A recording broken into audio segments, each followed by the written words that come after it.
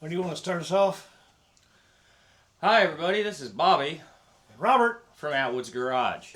And we're kind of here today to address some budget concerns. And by budget concerns, it's just kind of outline to you guys what this thing is costing. And where we've gotten everything and where we plan on getting the rest of it. And how we plan on keeping something like this within a $5,000 budget. So first and foremost, I do have some parts that I had available to me. I have replaced the shocks on my blue Jeep, so I've taken the old ones. They're 7 years old. They're leaking. They're Rusty's RX200s. They're discontinued. You can't replace them. So they still work, but their time frame's limited. I said they are losing fluid and probably losing nitrogen as well. But they're good enough for this build, so I'm going to reuse those. The only other couple things I've got are I originally had a 3-link in the front of the blue Jeep, and when I went to tons, I pushed the axle forward. I needed new links, so I still have the links themselves or no ends, so I had to buy new ends, but I'm going to reuse those links. And then I had a 231D laying around left over from another project. I'm going to use it for some parts. That's pretty much... I think I might be giving something away here we haven't gone over yet. But it's also going to go hydro assist in the front and the ram. When we went from the narrower, smaller Dana 44 on the Truggy to the Dana 60, we had to replace the ram for the hydro assist. So yeah, I had to go from an 8-inch to 10-inch. Plus, I bent that ram. It has been straightened. It's not exactly perfect. Again, it's 7 years old. And it was my screw up. The jack slipped off the axle and smiley face my shaft. So it's been straightened out. It works. It doesn't leak. But again, it's a used piece. But that's it for as far as what we had available. Now I'll have to buy hoses and more fittings to make that work and tap the box. It's no big deal as far as that goes. It's probably another $50 or $60 in parts that do hydro assist. Brackets, I'll draw up in Fusion and cut on the CNC plasma table. So, and having that plasma table is definitely a benefit. Pretty much all the bracketry, trusses, links, everything has been cut out of sheet steel that we purchased at scrap prices. We're not buying this steel new. It's good to be on a first name basis with your local steel yard.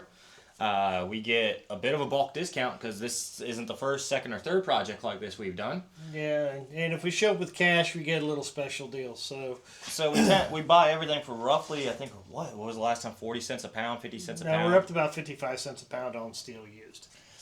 So all the square tube, all the plate, everything you see comes in at scrap salvage prices.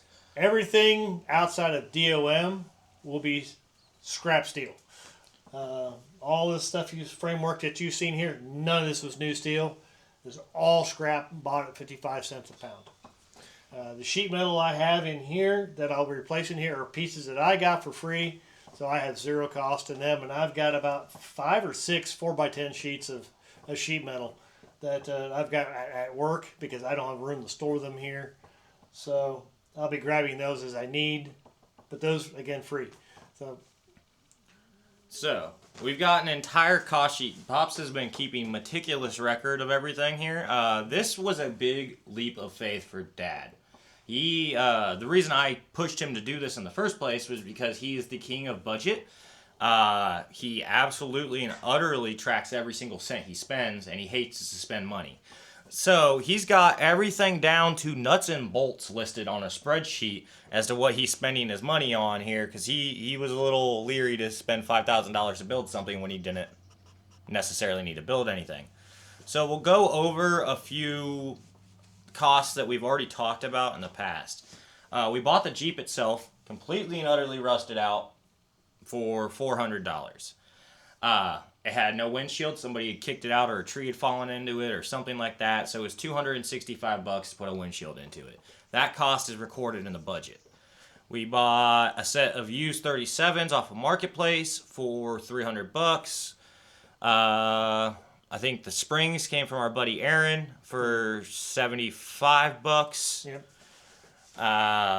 I think that's what we've mostly gone. Oh, The axles I bought it off Marketplace for $300. They're 9904, no brakes, but they are 430 geared, and there is a factory locker in the back.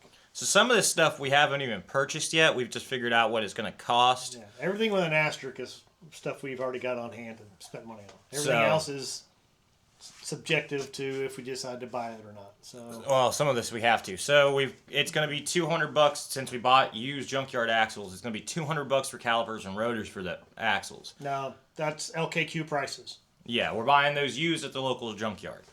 Pads are going to be $50. It's $100 in hoses.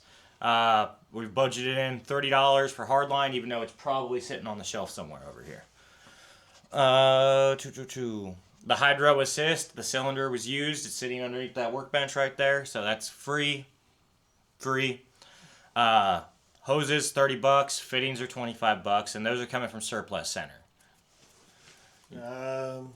Drive shafts are going to be an interesting one for everybody.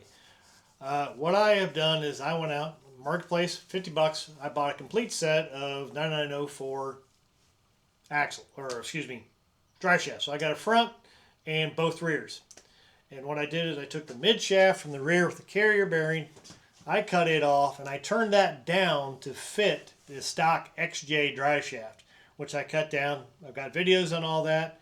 Then I got the carrier bearing.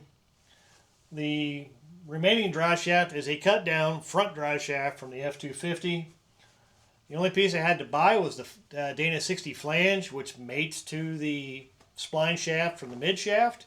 This so happens they share the same spline and size, so I was able to do that. So at the moment I've got 50, 50, so there's 100 plus bolts, which I forget, bolts are about $30, I think, for two sets of bolts for the front and the back. Drive shaft bolts, $30.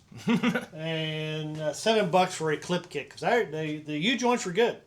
So I just cleaned the rust off of them, re-greased them, reused them. Like I said, this is a budget build. So, let's see, because we are aware of concerns. While it would be very upsetting to sell this for $7,000, we're prepared to, and honestly what's going to happen in that case is that money is going to get rolled into the truggy, because when Pops did the 1-ton swap on the truggy, he started on a rear steer, and then he decided that cost-effective wise he wanted to save time and money for the time being and push off the rear steer, and that's where the 14 bolt came into play in the truggy. The rear steer axle is still sitting out there with half built, with probably what, $1,500 worth of parts it needs? It needs rams, it needs all the fittings, it needs full brakes, and then it's a Sterling axle, and the inside of the tubes are oblong, and so I got to figure out how to seal it up. I'm not wholly convinced I'm going to keep using the Sterling axle. I may just call it a experiment, and I may cut the C's back off, and I might pick up another 14 bolt now that I've got a complete Grizzly locker, gear set, and everything for a 14 bolt that I could just drop out of this one and move over to that one. So I'll probably end up, to be honest, I'll probably pick up another 14 bolt, cut it down and put those C's in, build a 14 bolt, because I know there are seals available for that combination. I still need to have custom inner shafts, so whatever, but that's off. We're getting off course here. Yeah. So that brings up another point here. Since this being a budget build and we're very careful about where we're spending the money on this, these axles are going to, other than the trusses and the links, they're going to be ran factory. These were purchased out of a V10 truck, which have 430 gears from the factory. While it's not ideal and we love, I always get it backwards, not a steeper gear? Or Yeah, it's definitely what I call lower. It's a lower gear. We'd love to have 538s. That is not in this budget, and not at $250 anyway, just for the gears and plus the bearing seals and all that good stuff, and time to set them up. Now I do have something up my sleeve, and I'm not ready to quite. You may see it on this list because it's on the list, but I got something up my sleeve. That's coming up. Like I said, I've got another 231D laying around that's that is at my disposal. Oh, You that's guys- that big you question guys- mark right there, huh? Yeah, you guys use your imagination what I might have in mind. And no, I'm not buying anybody's kit. If I do what I do, it's going to be all my pieces. I will make all the parts. This is how I work. I don't like buying things that I know I can make. And some people may say to you, maybe it's not cost effective. I argue him this all the time, that I would rather spend money than take twice as long as I could to build something. But he will literally spend an afternoon to save $100. Is it cost effective? Reality wise, probably not. But I am not a shop. I'm just I'm just here in my garage. I'm doing what I'm doing at my speed, at my time, and my cost. And I'm a curious individual.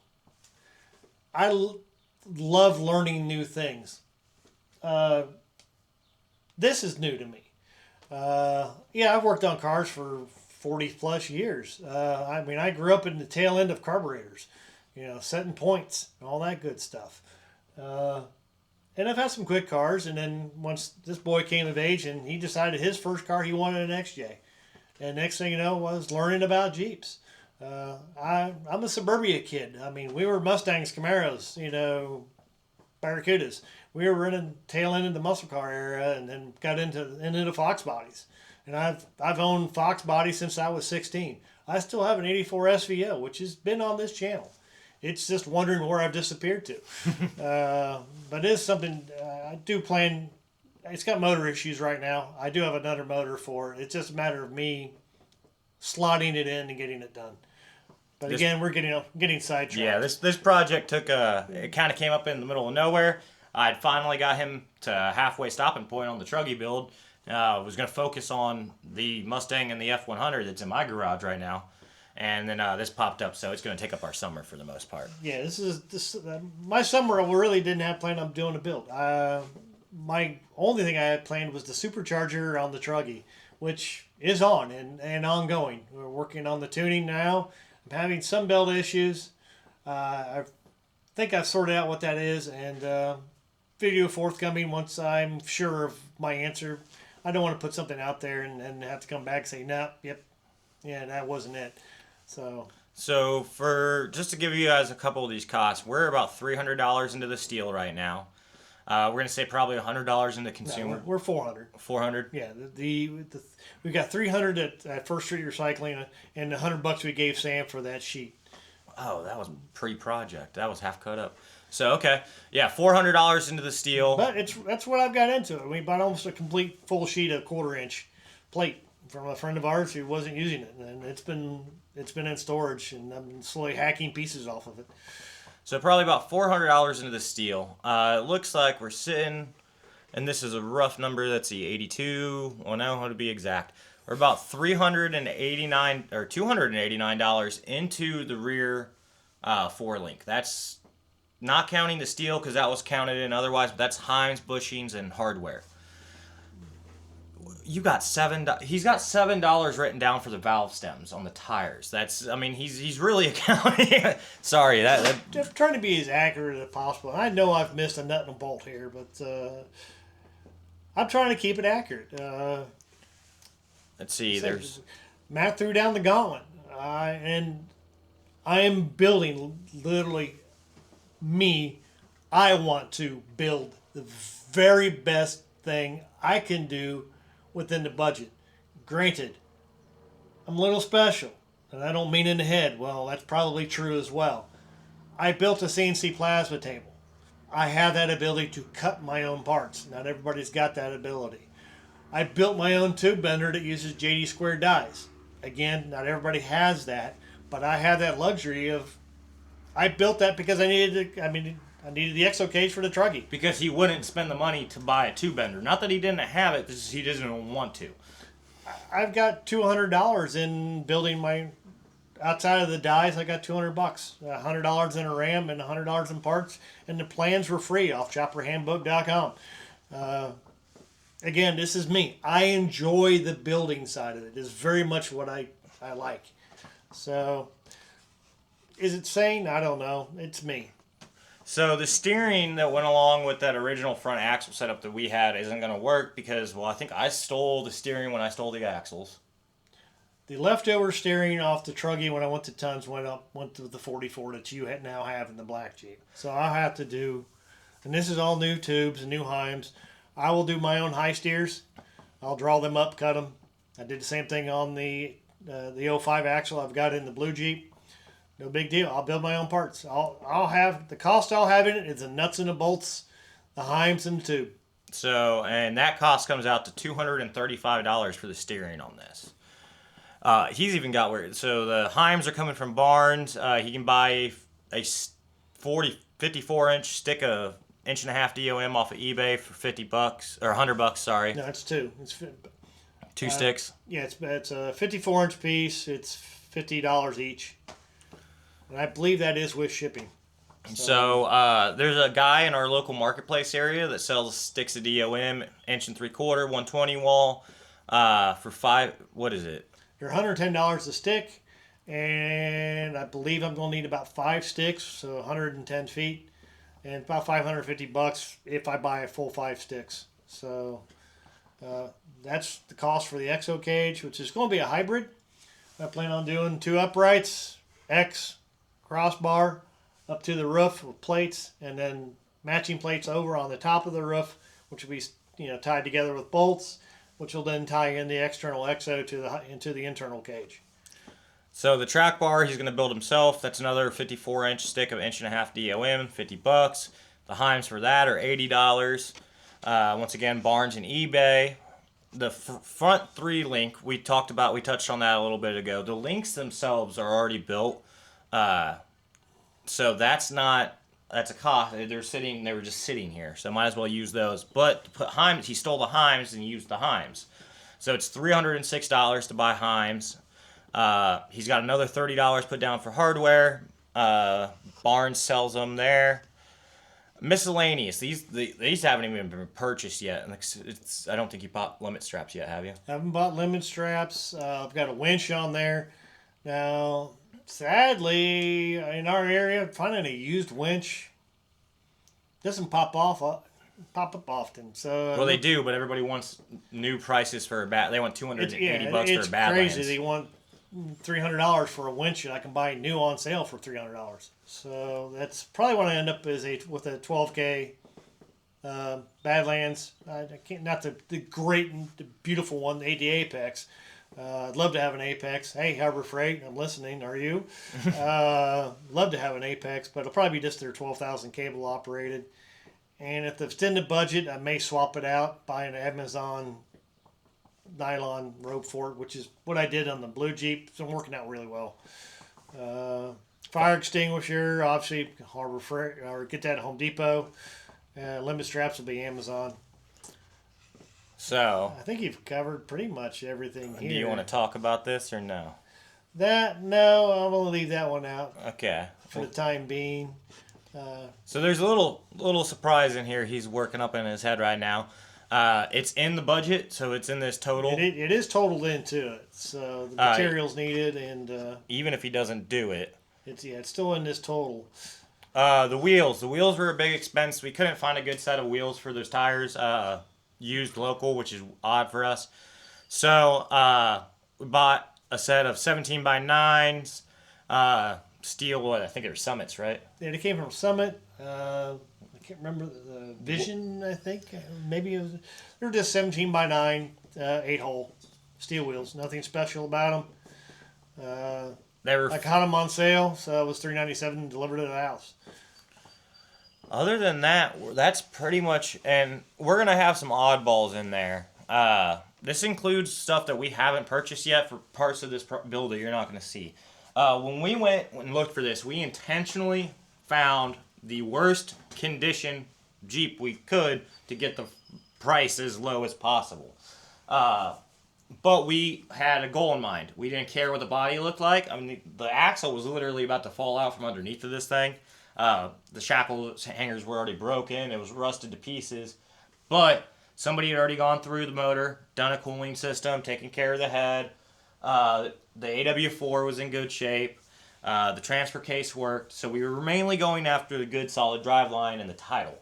Because we would like to be able to, not that we're going to drive this down to Tennessee, probably not. I'm not that brave. Yeah. I'm not that brave. We It will be trailered down. Just because we want to be able to have I fun. want to be able to go down there, and I want to. If we get the wild card, we get chosen for wild card, and we get the privilege of going down there in October. It will trailer it because I want to beat on it.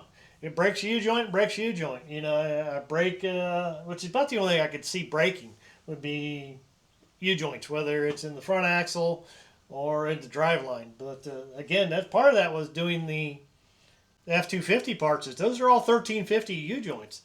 It should be pretty stout. I don't have that in the blue Jeep. Everything's 1330, I believe. 1310 or 1330. I think there's a 1350, 1310 or 1330 conversion joint in that. Everything else is still pretty much stock XJ parts that I've just played with. This has got actually going to have heavier duty drive shafts than I got in my blue Jeep, and it's held up to a 5.3. And that doesn't mean that they're more expensive. He's got more money and time in the drive shafts in the blue Jeep than he does in this. This is just what his brain came up with off of Marketplace. He got a pile of parts and he figured out how to make it work. And that's what 90% of all this is. We are not professional builders. That we don't. I mean, we've built a decent number of Jeeps at this point. When it comes to Jeeps, physically, this is actually only my second build. Blue Jeep was my first.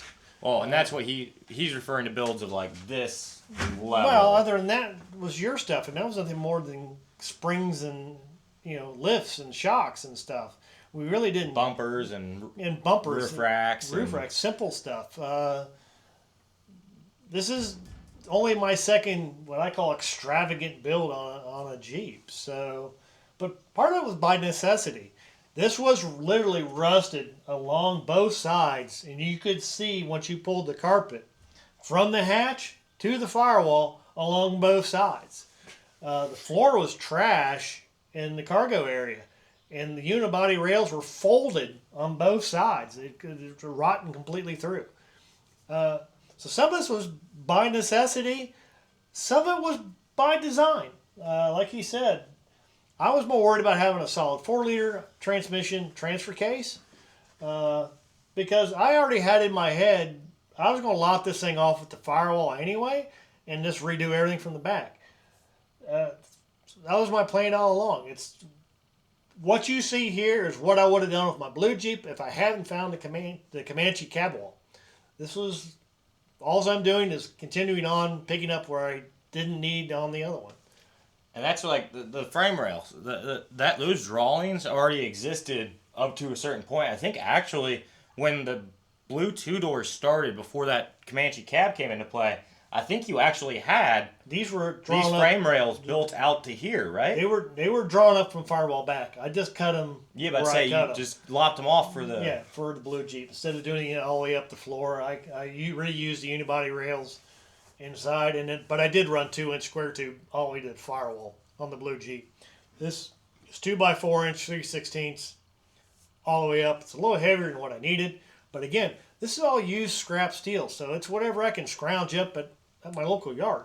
Yeah, some of this stuff it's not that we sat out and was like, we're going to use 1-inch square tube eighth wall for this. Well, yeah, it works out really well and it's not a problem. It's just what they had.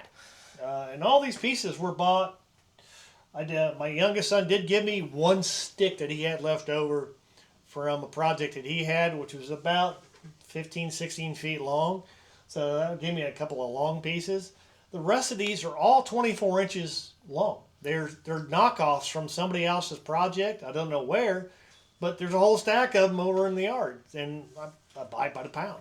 The links, the rear links here, they've had a plug, like a solid piece of steel, shoved in the middle of them, welded and ground down because we couldn't find material that was the proper length. We actually had to take 2 smaller pieces of pipe, for lack of a better term, pipe. It's right? No, it's DOM. It is 1 7/8, 3/16 wall, DOM. They're all about 18 inches long. Each one has a solid 1.5 by 9 inches. One's 2 or 8 inch, 2 or 9 inch solid slugs That we in the once middle of them. found in the pile. Again, scrap steel. Yeah, because I couldn't find pieces long enough. So there's 12 pieces of steel to make up these links outside of the heims. So the elephant in the room is we think as of right now we're looking at about $4,659. That's everything to get this thing driving down there if we get in. Again, and then I can think of something. I haven't put any paint on there. The paint all this, so there'll be probably at least another $150 in And we're paint gonna materials. we're gonna arm wrestle over that one because somebody started half-ass spray painting it blue on the one side. I personally think it looks kind of I think for the budget build mentality that we leave it the way it is. A gallon of lacquer thinner and some rags will clean it right back up the original paint. We're gonna argue either that, but I don't see spending any of that budget personally. If there's whatever's left in this, I would rather throw in extra U-joints and things to bring with us because we are those people that we have there's a picture out there somewhere of me with my Comanche that I used to have, probably 3 inches thick of mud after a weekend of wheeling that thing, changing an alternator in the middle of a hayfield. I want to be, if something breaks, we will have it back on the road unless it's absolutely detrimental. Labor. There's no labor cost getting factored. It'll probably be what? You think? I'm guessing between 400 to 500 hours in the build. Very easily. I'm thinking he's And underestimating. if I bring this in at $5,000, which is the goal, I'm doing my very best to be at that goal. If I go over a little bit, I go over a little bit. I know there's another builder out there, another Wildcard, who says he's willing to spend up to $7,000 on his rig. We're not doing that. No, I'm not doing that. I'll go over a little bit if I have to for something that absolutely has to, that I maybe forgot, but we absolutely have to have. I don't plan to go over more than 10%. That's at max. And I highly doubt that that'll even happen. We believe that everything is covered here, but everybody knows with a build like this that there's always something that you forgot. Or something that we could get this thing, and we have a local event here called Jeep Jam. So Matt's deadline's October. Our personal deadline in our head is September. About Labor Day. Because we would love to be able to take this, the Blue Truggy, and my Jeep all down to it's Muddy Buddies Jeep Wrangler Club in Ohio to their Jeep Jam event, and then give this thing a good shakedown run. We could get down there, and the transmission could blow up. The radiator could crap the bed, something along those lines. Which I hope that's a brand new one. Yeah, but something could happen, and we would have to incur that cost because we're going to wheel it prior to the event. For us, it's also nice just to see what it does, we'll shake out any issues, and then hopefully come down there with the best $5,000 rig we can possibly bring. If this thing sells for $7,000, Dad is paying himself probably he thinks 400 or 500 hours. I'm assuming it's going to be closer to 700 or 800. It's probably going to be like $2 to $4 an hour labor rate. You're not going to get that anywhere else, especially when you have equipment like plasma tables and welders getting involved. I'm telling him that if it sells, and we find something else. Maybe there's something else cool there. He's 100% prepared that if this thing sells for $7,000, that he comes home with $7,000 in his pocket and he dumps money into the Blue Truggy and solves some issues there. I hate to see it go if it does, but it is what it is. I know the rules. I'm going to abide by those rules. So if it goes, it goes. I hope it doesn't. But I know what's going. I know what I'm doing. I'm building this on purpose. This isn't by accident. This is all by design, literally. I've got it drawn in CAD. I got most of this already done up in CAD. I know what I'm getting into. So we can always build another. If somebody does buy it, I'll be impressed. That somebody's that impressed by my work. I'm not perfect. I'm learning. I'm learning as I'm doing this. Doing new things. Basically, I enjoy the learning side of it and trying to do things and trying stuff out.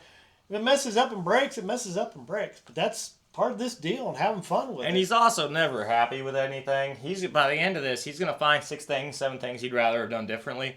The Truggy, I think, it's on his 4th rendition of the front coil bucket setup, or 3rd. From OEM. From OEM to it's on its 3rd front end, and I've already got a 4th one buzzing in my head.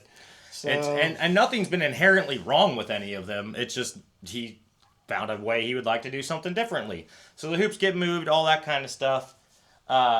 If it does survive and comes back with us, it'll stay part of the family. There's definitely not a 5.3 LS holding up this laptop right now or anything that may or may not take place. Not this one. Well, not this one, but well, this is the other one I have, but it's trash. So it very well, or maybe it gets something a little different, more exotic. Once this project's done, because I know my way around the mechanics of our NextJ better than most people will do. Just due to the dear habit of having owned a lot of them and worked on a lot of them. I rely on him for a lot of expertise and a lot of knowledge, and I don't want to 5.3 swap my XJ. I want to do something a little more exotic or a little different. So when this project's done, I'm going to steal his brain for a little while, and we're going to come up with something for my 4-door. Well, I mean, you should buy that blue Blazer. It's sitting in my driveway for the 42. Yeah, I know. For the 42. I was going to try to keep something a little quiet, but I have goals and aspirations. Calvin, we see you. Yep. You sparked an interest. So we would love for you guys to continue to watch this build with us. We just wanted to break it down and just kind of show the reality of what some of this stuff is costing us. Or mostly Pops, because he's incurring the cost here. I'm just here for the ride. I'm just the bad influence in your ear that says, hey, yeah, let's spend money and build this. This is true. Very true. So, I hope you guys enjoy. If you want, we can take a quick look to show you guys a little bit of what's going on here. Recap. And, guys, if you want to see us take this thing down to Windrock, join Matt's Patreon.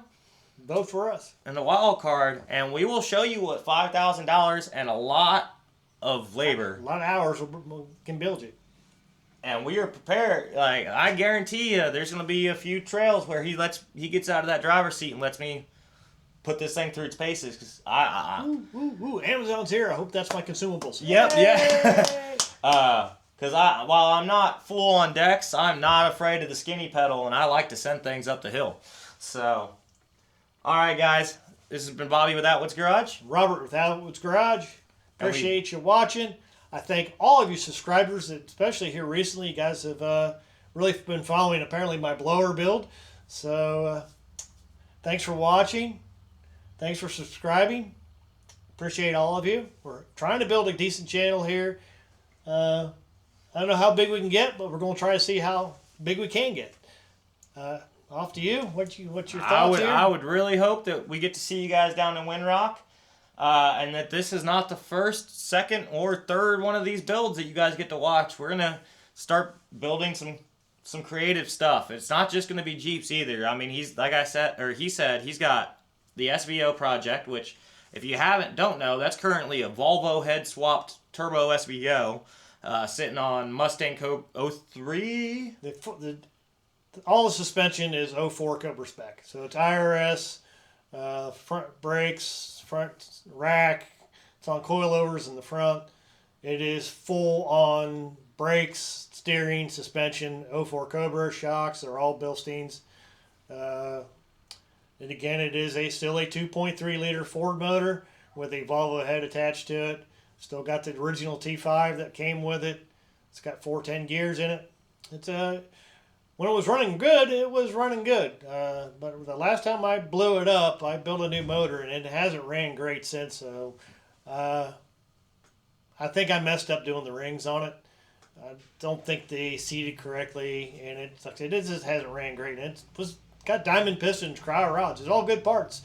Somewhere I think I just messed up. He's got the F100 That's also sitting on IRS and IFS with a 4.6 motor sitting in the cradle right now. He's got his F250. I recently acquired, on top of my 4-door XJ, I recently acquired a 2007 Mercury Mountaineer that is probably going to end up, you guys will see, get some sort of lift kit and some tires here sooner than later. That way it can kind of turn into the family camping rig. That used to be my Cherokee's place, and then it got some big axles and big tires and started breaking things. So, got to demote that. And my wife's going to get a new car here soon, which means we're probably going to end up building her WJ up for her. So, there's plenty to come.